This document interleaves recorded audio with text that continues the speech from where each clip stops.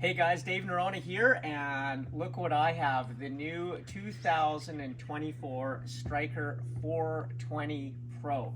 Now, you may have seen me with a 23 Pro, which we had for our last trip that we tow behind our cabin cruiser boat. We were up in Desolation for a month and a half, so we put 60 hours on that Stryker, and it made our trip.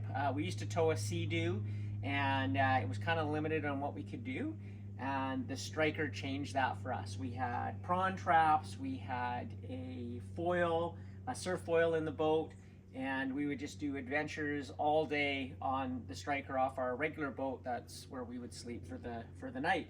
And when I came back, I had so many friends that were impressed with the boat. I sold that because I wanted to get a 24 because of all the updates. Now, one of the things that I noticed with Stryker, which actually brought me to purchasing a boat, was that, you know, in life, a lot of companies, they just make one or two improvements a year. And then between the competitors, they kind of do one thing and the next person does the same, and then they improve on that. Well, what Stryker does, because the owner, Jared, and Dennis and Chris, who work there, and everybody on the staff, they actually make the boats for themselves because they hunt and they boat and they do everything off these boats. They see pretty quickly what they need to do, and that's why the boats just get more and more impressive. So I'm going to talk a few things that I'm really impressed with the boat. And what I love about the 24. So of course the Pro 420, I went bigger because, and I'm so glad I did, is when you load it with gear, you're going to want the space. And we tow this behind our cabin cruiser, so it didn't really matter if it was a 380 or a 420.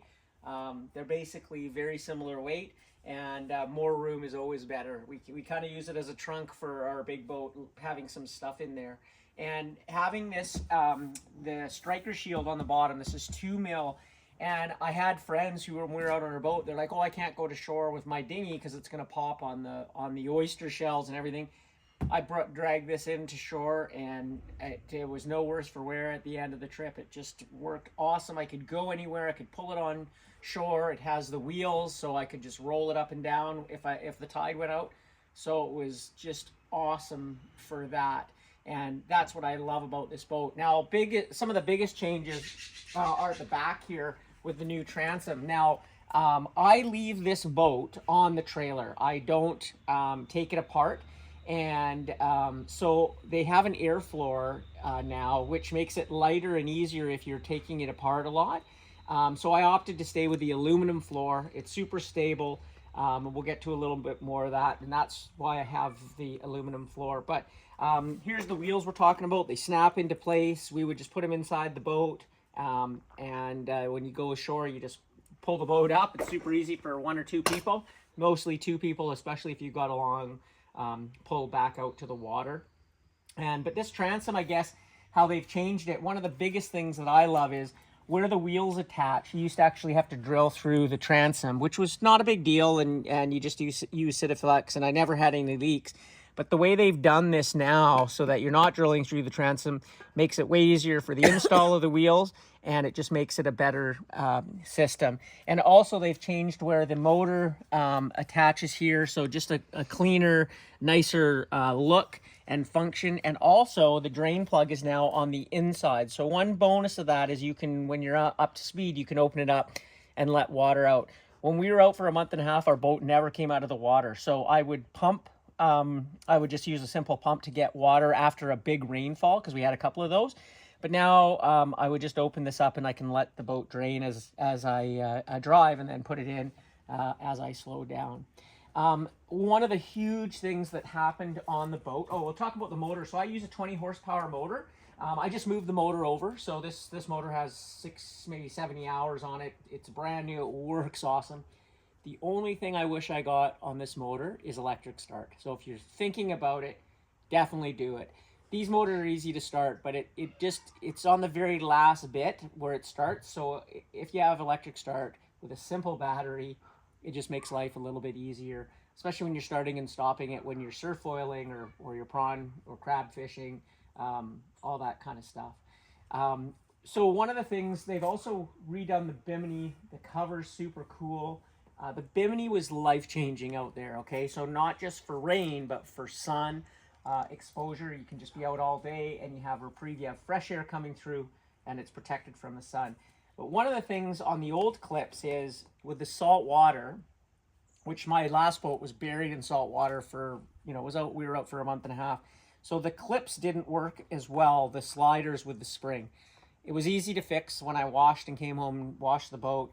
And I just put some real grease in there and they were working as good as new. But this is a better system. So they've just put a clip in here that clips in, super simple. And that's actually never going to get, it's never going to get worse for wear under the salt water. So really good system that they've done there.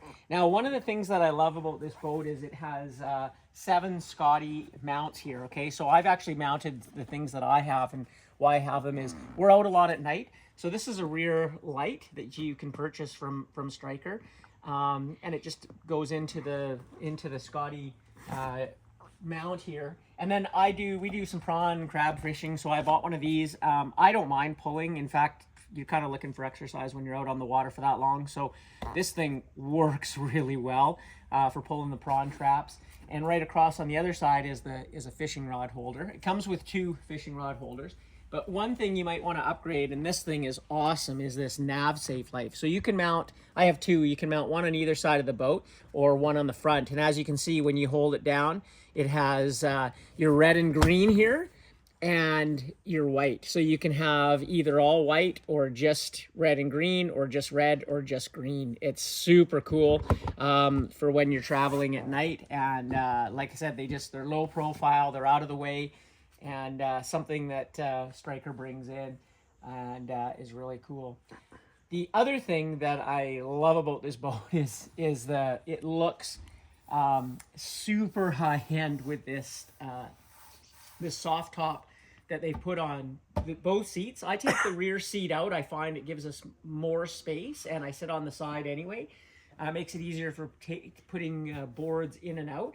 So we keep the front seat. I've also taken all the bags out right now. We're actually just heading out on the water, so I wanted to get this video out before we went out on the water, and I'll do another one with some of the changes when we're out on the water after we have a great day out on the water. But this soft top that they put on the full floor and the seats is amazing. You walk around it in bare feet. It's so comfortable. It looks really good. The only thing you got to watch for is sharp objects on it. But other than that, this is just wash and wear, and it prevents things from sliding around, and it just looks really cool. So there's one of the side bags. It comes with 2 side bags, a seat bag, and a front bag.